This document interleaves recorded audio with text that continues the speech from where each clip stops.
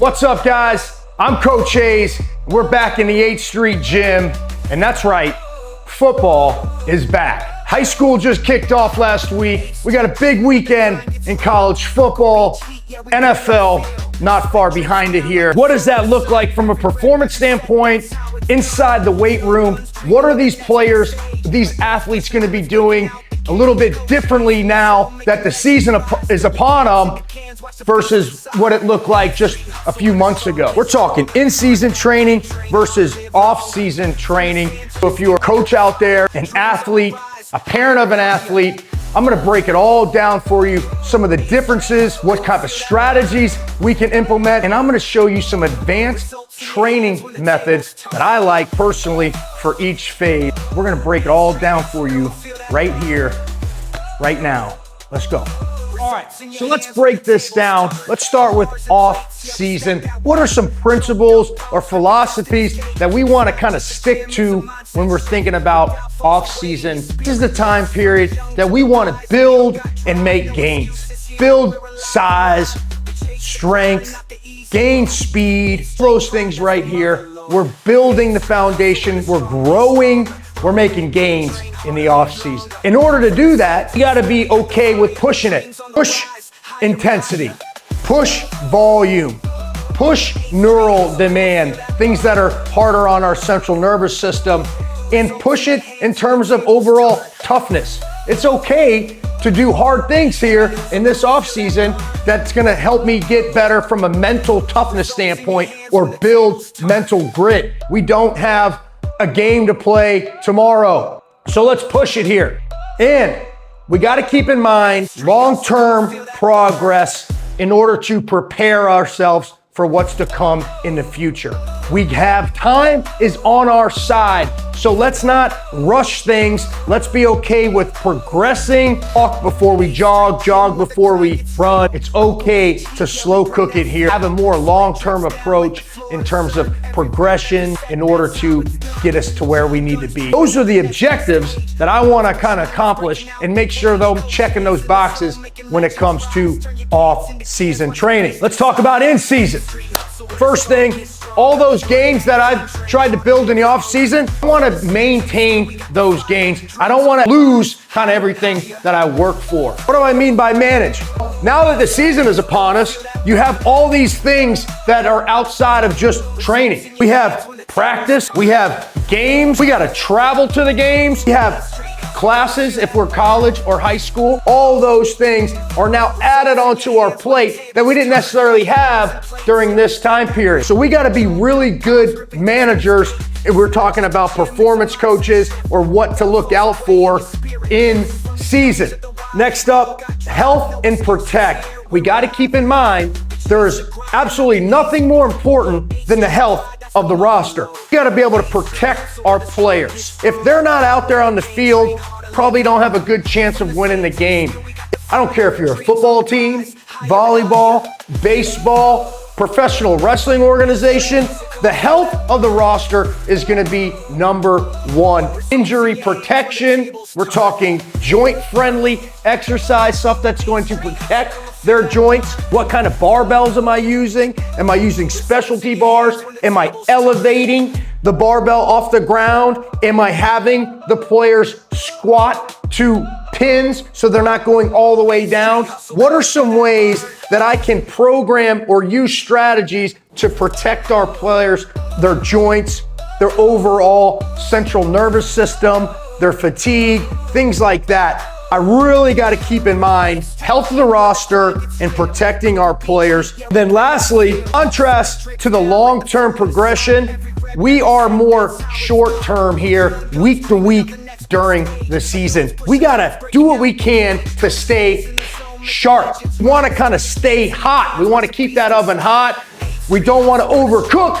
What do I mean by that? If all I did Monday through Saturday was walk through tempo and stretch periods, I can't expect to run fast on Sundays. I gotta stay sharp and do things that keep my sword sharp, but not overcook or overtrain so I'm able to perform at a high level. I gotta do things that are gonna help me stay sharp.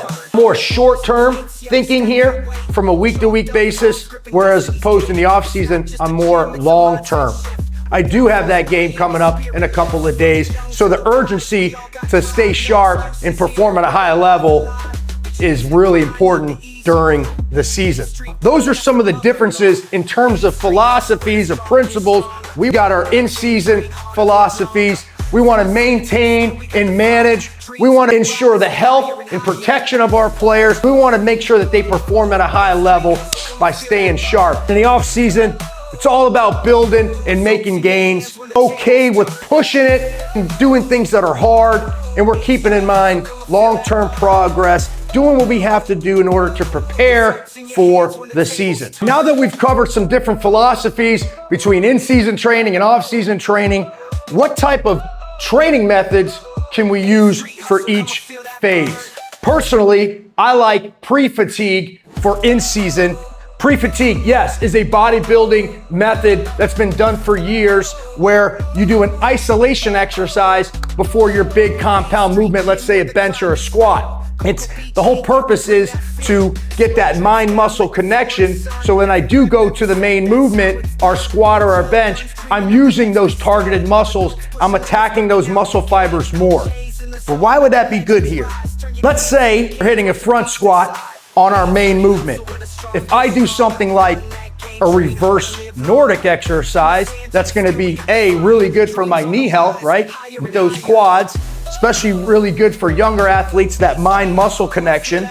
And then I go right into my front squat. That is gonna be good because I don't have to do as much weight on the front squat as I would if I didn't do that pre-fatigue reverse Nordic. Now I'm fatiguing those quads a little bit where I might need 185 on the bar or 225 on the bar. I can get away and get the same type of training effect by using 135 on the bar. Now, as a performance coach, and we're talking in season, and my main goal is health and protection of the athlete, well, if I can get the same training effect using 135 than I would if I was gonna do 205 or 185, man, I'm protecting those players' joints. So a lot of good bang for your buck here with pre-fatigue concepts in season. Man, I'm getting that health and protection I talked about in season principles. I'm getting that with the reverse Nordic. That's a really good knee exercise when we talk about injury protection or injury prevention. Reverse Nordics are going to be really good to do. Then also, I'm taking care of the joints by not loading the barbell as much, and I'm still getting the same effect. I'm doing less is more, and that's going to be important on the overarching theme in terms of staying sharp, managing fatigue and stress, and taking care of our athletes. Pre-fatigue I like because it allows me to accomplish these objectives that we talked about in season. On the flip side, off season, what are some advanced training methods that I could use? Well, let's talk about rest pause protocol. What this is essentially a way for me to accumulate more volume with higher intensities or higher loads on the bar. I'll break that down a little bit more. Where I do my main movement after I get done with my set, as opposed to taking 2 to 3 minutes rest, I rack the weight and I only take about 15 to 20 seconds rest, and then I'm squeezing out another 2 to 3 reps. Let's say I can hit 225 on bench press for 6 reps. Well, if I utilize the rest pause protocol, maybe I get 6 reps, rack the weight, rest 20 seconds, and then I'm able to squeeze out 1 to 2 more reps, and my total amount of volume with 225 is now 7 to 8 reps. Well, man, I just really accomplished what I wanted to in these objectives in terms of building hypertrophy, in terms of pushing the envelope and doing hard things. And that's why I like rest pause protocol during the off season, because I'm doing more reps at that higher weight. Is it hard? Yes, but that's okay to do in the off season. It's gonna help put on size and get me jacked. You're dang right. Rest pause protocol I like during the off season. pre-fatigue. I like during the in-season. But that's how we train at the 8th Street Gym. We're not just training hard, we're training smart. We're thinking about how we can accomplish the objectives at hand. 8th Street Gym. I hope you enjoyed it. Maybe you took away something, and stay tuned for more because there's more where that came from. 8th Street Gym, where the grind gets real. Cocoa Beach heat, yeah, we bring that feel.